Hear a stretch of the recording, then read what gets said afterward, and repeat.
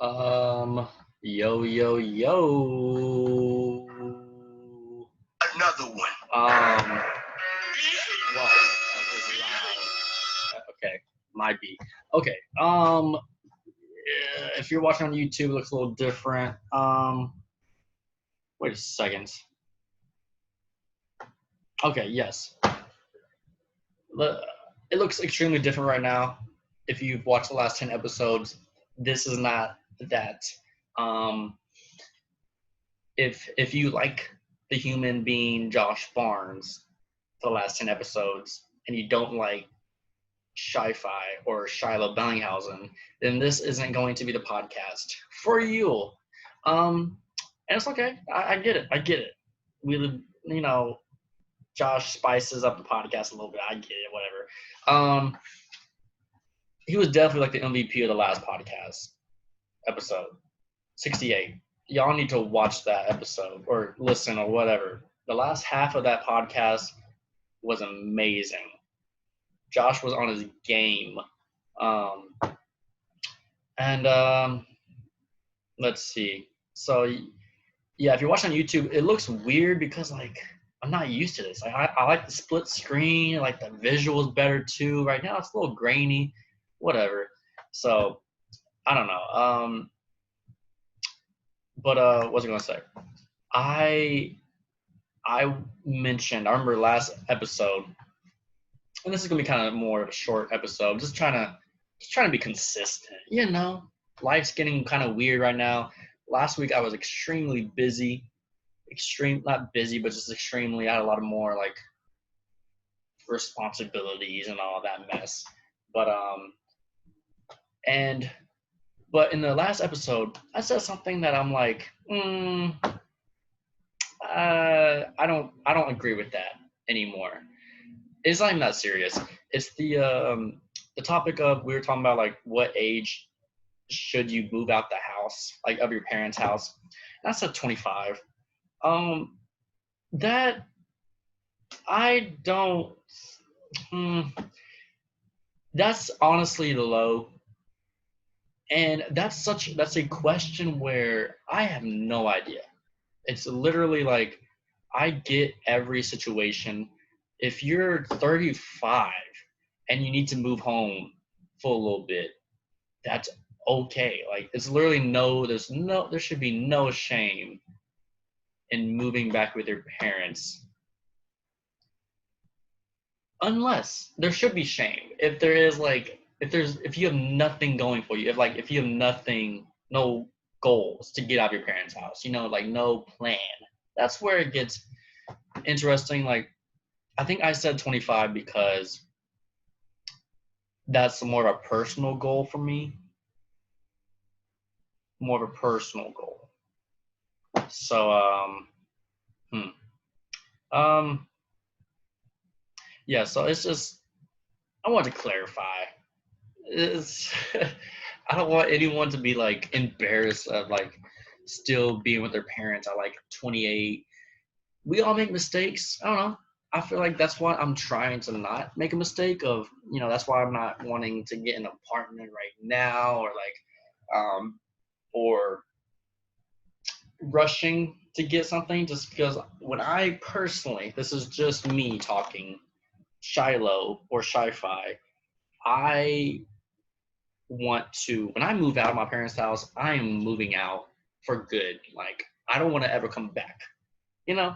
Like, it's just, yeah, it's just something that I just think logically on that we will see in the future. So, yeah, I want to clarify that real quick. Yeah, so that's about it. It's Shoutouts Podcast episode 69. Shout out people listening on Spotify, Apple, watching on YouTube, or listening on YouTube. Um, yeah, I don't know who's watching these things or listening, but it was it. My platform said I had like 5 to 10 people listening. It's such a funny thing because I'm just like, why are people listening to me? Like, not it's just a funny concept. I get it, but YouTube is my best platform, best performing platform. It's it's cooler because you get to see like your watch time stats, and that's honestly the most important stat when it comes to podcasts. Like you could have 5,000 views, but if you have 5,000 minutes watched, then your podcast is trash because that means 5,000 people clicked on your podcast and they only stayed for a minute. Like that is trash. So like I see some of my podcasts have like 40 views on it, like an episode, but like the watch time will be like 3 hours or 2.5 hours. And I'm just like, dang, people are like averaging like 4 minutes. I can get your attention for 4 minutes, and on average, that's wild. So I mean, that's why I've been kind of. Why did I get to that? Okay, I'm just saying like people are watching and listening, and it's a podcast. I'm not even like I don't have a goal with this. I'm just kind of looking at that YouTube watch time because that can mean a lot.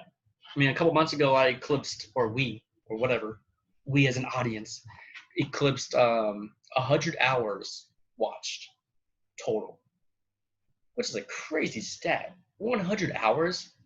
People will put them on a YouTube podcast for what? That's 5 days, 6 days. That's stupid. Oh well. All right. Yeah. Shout out Spotify, YouTube, and all that. Yeah. So I don't. Josh is a employed man right now, so his time is a little bit formed, I guess. Formed. So I don't know what the future with his appearances on the podcast. We'll see. But I'm always gonna be here. I'm always will be here. Um, let's see. Let's get into. Do I want to get into this? Because it's such a non-news story, but I like it. It's one of those non-news stories that I'm okay with. It's not political. Political non-news stories are just annoying. But this one's more the music. The whole Drake, Pusha T, Young Thug situation. Um, so if you don't know, Drake, Pusha T have had a beef for the past couple of years. The baby reveal, blah blah blah blah blah blah. So Pusha T, I don't know how this happened. Like a verse got out. I guess he's on the deluxe album of Pop Smoke, and his verse kind of got leaked, and he had a bar about Drake and that whole situation.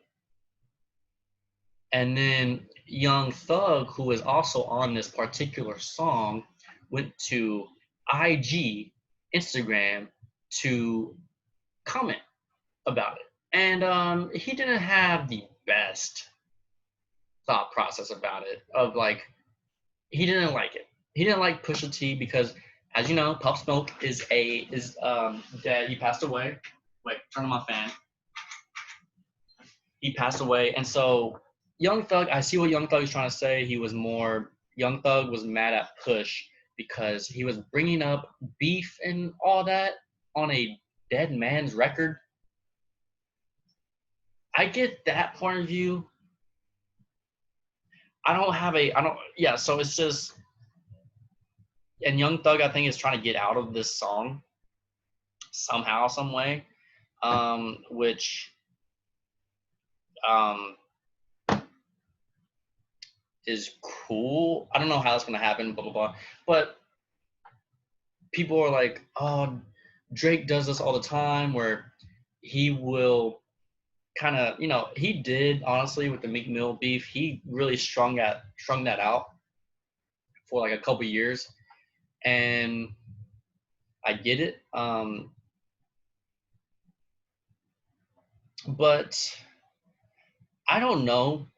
I don't have an opinion on this. It's just everybody has a point of view. Everybody is right, technically. But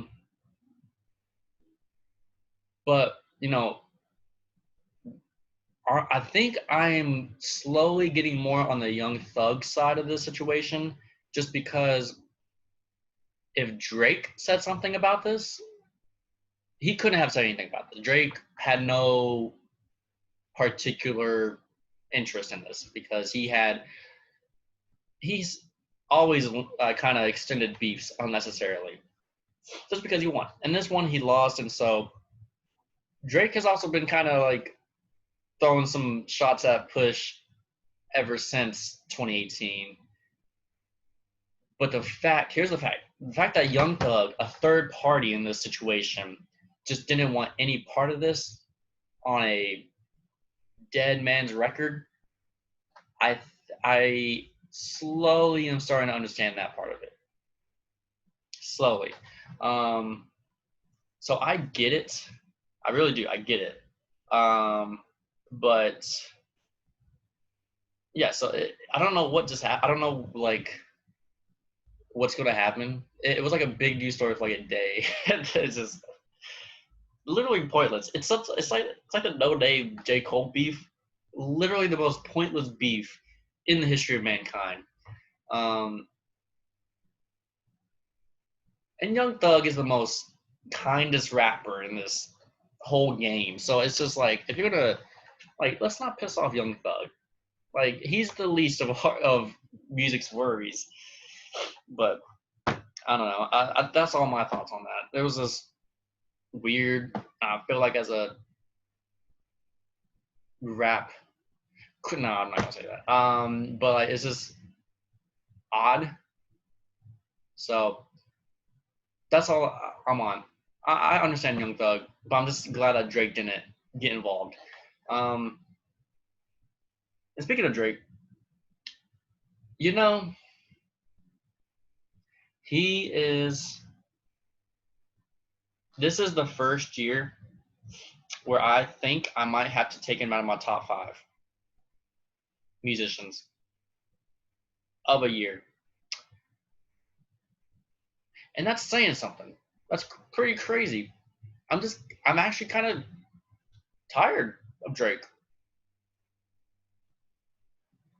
You know? Not in a bad way, but it's like, he hasn't evolved much over the past 2 years. I think what happened though, I really think the Push thing really got to him. And also the whole, not many people know this, but Drake and that girl, don't know how to say this girl's name. Known her for 3 years. Georgia Smith. I'm just gonna say Georgia. She broke his heart. She broke Drake's heart for real. And there's been some like unreleased records that I've heard. I'm like, man, I can hear Drake's pain. But besides, that's the point. I'm just saying, this year is definitely like a turn or wrap of the tone of it, I think. And I think it kind of started with DaBaby. That tough, I don't want to say gangster rap because that's 2000s, but just like professional gangster rap, maybe? Professional gangster? I don't know. But just like the DaBabies that led to Lil Baby, this is leading to Roddy Ricch, Lil Uzi Vert. Those are my top 4 people right now. There's a 5th one. Yeah, my top 5 right now is like Roddy Ricch, DaBaby, Lil Baby, Uzi. Trav I can throw in there, I guess. That's whack, but Pop Smoke. Man, Pop Smoke was gonna change the game. And I know I'm not just saying it, but I've literally been on with Pop Smoke for the last year or so.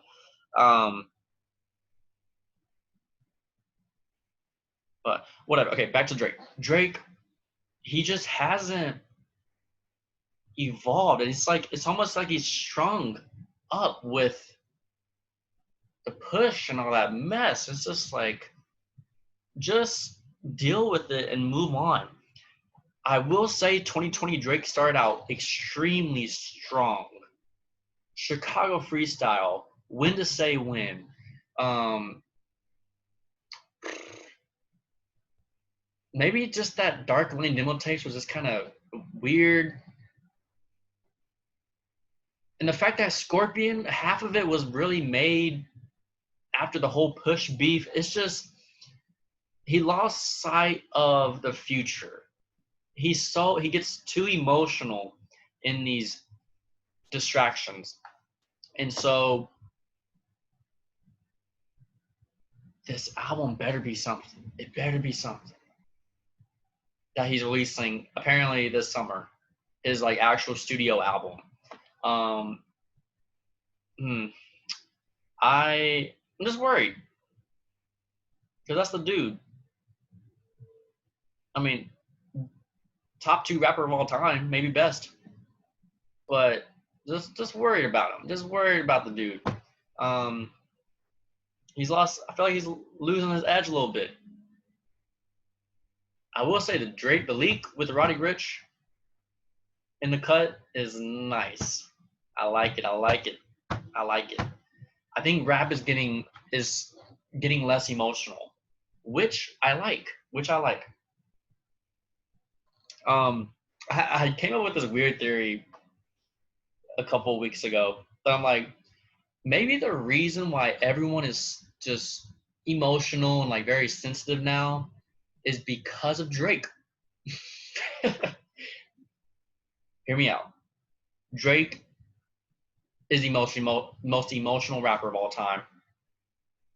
He came out right when gangster rap was kind of dying out. So it went from just hardcore gangster rap to bling rap to emotional rap. And so with Drake having these Marvin Rooms and Jadeds and whatever, forget it, Feel No Ways tracks, it really made men more emotional.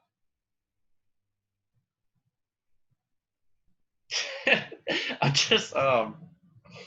trying to figure out the psychologic part of just this world right now. I'm trying to blame it on something.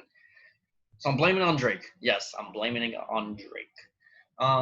Just because he kind of controlled the whole last decade with music and just, he was kind of known for being emotional. And yeah, he had his hardcore raps, but, he was different because he was singing and rapping and just, more on the emotional side. And I don't know, maybe the world kind of caught on a little bit and fed into it. And maybe that's what brought us here. But all I'm saying, yeah, Drake, got in my top 5. It's a sad day, but it was going to happen. And I'm a realistic music fan. I think people have always been on me, being a Drake and LeBron fan and all that. Like, oh, you're a stan. Like, no, I will perfectly say no to him. I will perfectly say LeBron is not the greatest of all time in about 2 decades. Because I know there's going to be more people. There's going to be more players. That's just how the world works. Like, we humans just get better with time and technology. And it's just common sense, which I don't think many people have nowadays. Let's see. Enough about Drake. Let's go to Kanye. Let's go to Kanye real quick. These are topics I really can't talk. I don't know if I can't talk with Josh in detail more. But Kanye, people need to chill out about Kanye and being a president. It's, oh my gosh.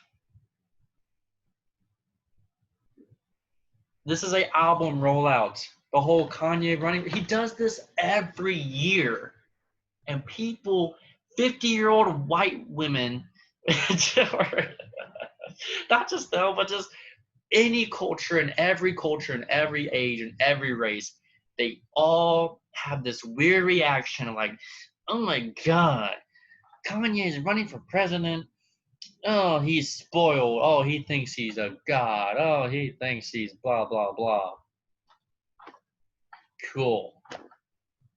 You've been saying that for the last 20 years. We get it. You don't like Kanye, okay? We get it. We get it. But it's just always this. I saw a tweet. This 40-year-old woman was like on a violin, and the tweet was like, "No, Kanye." And I didn't even watch it because I knew it was gonna be absurd. And I knew it was like something about his president announcement. I'm just like, I don't have time for this. I mean, you're not gonna waste my time. You're not gonna waste my time about this. Kanye is Kanye. Kanye is just gonna say things. It's honestly kind of inspirational because it's just like, yes, say what, like, if you have a problem with somebody, if you have a problem, if you want to be something, I don't know, just go all in. It's just weird, whatever. And Kanye being a president in 2020 or even 24 is extremely wild. But I really think Kanye has a realistic shot at being a president one day in like 2032 or 2036. Because the thing about Trump, he was a celebrity, a wild celebrity. Yeah, all of that's true. But he's failed in almost every business, whatever. But he was in the business world. He had he was familiar with it. He could lie about it. He could tell the truth sometimes. It's like Kanye has no business sense at all. He does with Yeezy now. His fashion, well, let's not get that twisted. But he's going to have to develop some political smarts, which I fully think he could do. When he got into fashion, he kind of went under Virgil Abloh, whatever his last name is, Virgil's wing, and just kind of learned through him, and just kind of used that with Yeezy, and now it's his Gap, all that stuff. So once Kanye gets some like political sense to where in politics you have to lie about things, you have to say some truths to balance out the lies. If we're going to be realistic, if we're going to be real about this, that's how you win in politics. Because you have to, in politics, you win by giving half the people what they want. And like kind of like, I don't want to say brainwash, but just like feeding them like, yes, we'll say the things that you want, and then we'll say absurd things for the other side. And that's just the nasty game of politics. It's kind of a game. And yeah, so it's I really want to read more in details about Kanye's interview with Forbes.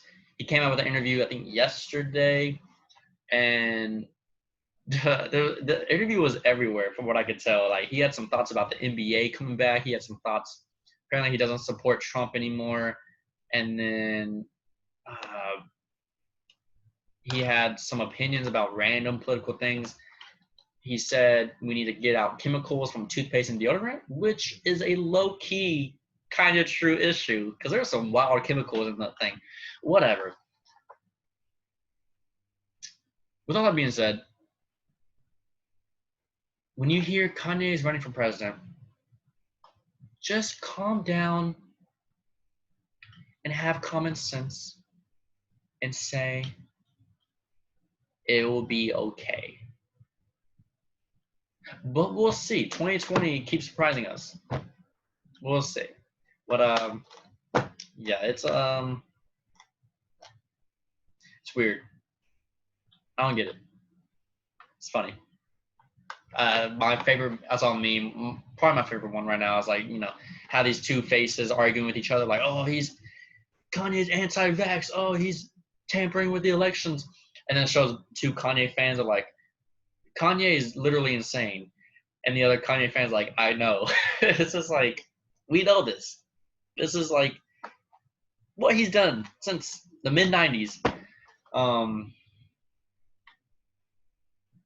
It's just funny hearing like people above 50 talk about this, especially the Snoop Dogs of the world, which are the most hypocritical humans of the world.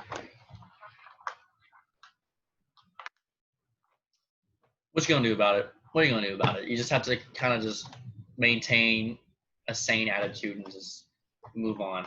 Um, but saw something. The state fair is not gonna be here in Dallas this year. That's sad. That's really sad.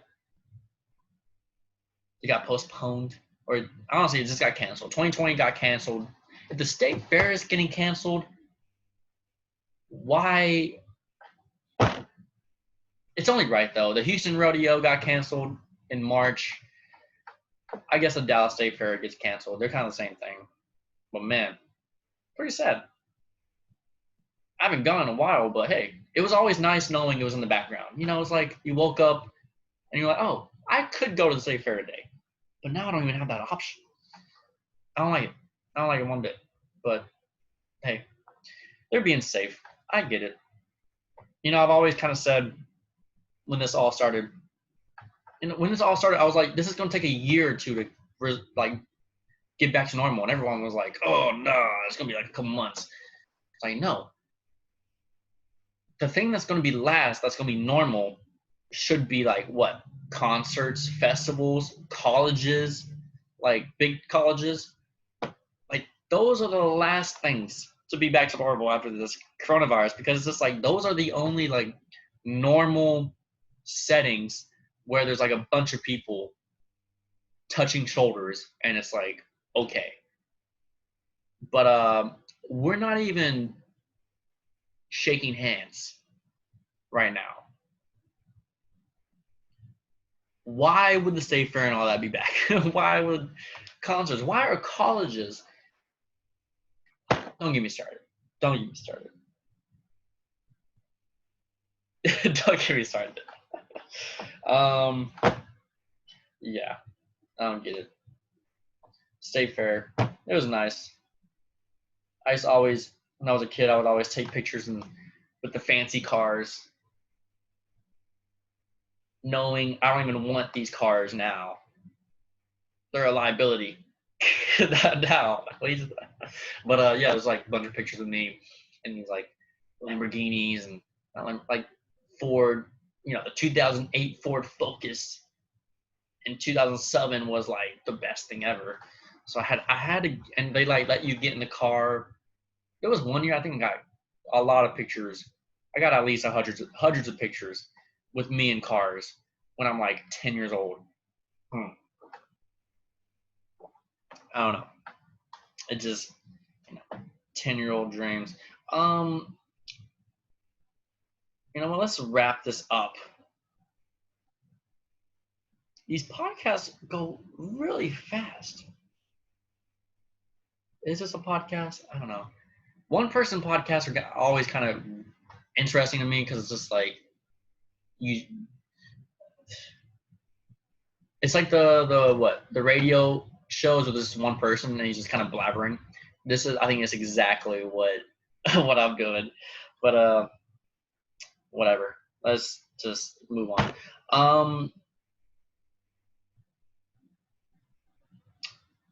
Song of the week, shoutouts. Song of the week, man.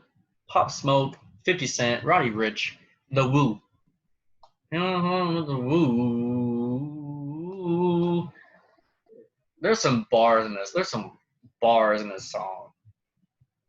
Roddy's verse. Roddy's that dude right now. He is that dude. Yeah, that dude. All right, shoutouts. I specifically was like, yo, I'm shouting out this person. Let me make sure this is his actual name on TikTok. What do you call it? Chris Opinion? Is that his name? Yes. Chris Pinion.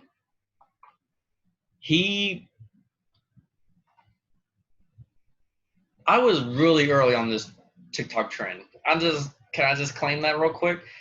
He posted this TikTok a couple months ago, or like last month, actually a couple months ago now, where it was like, you know, when you accidentally type laughing emoji, laughing emoji, laughing emoji, and then you like accidentally type some other emoji in the middle, and then laughing emoji, laughing emoji. Well, he would like actually act it out. So like, what was it? The classic, the first one was like when you accidentally type laughing emoji, the side eye, laughing emoji, and he would like act it out. I'm not gonna do it because I'm gonna look funny, but it's the funniest TikTok of all time. I remember, and he's done like 14 different ones, and every one is the funniest one.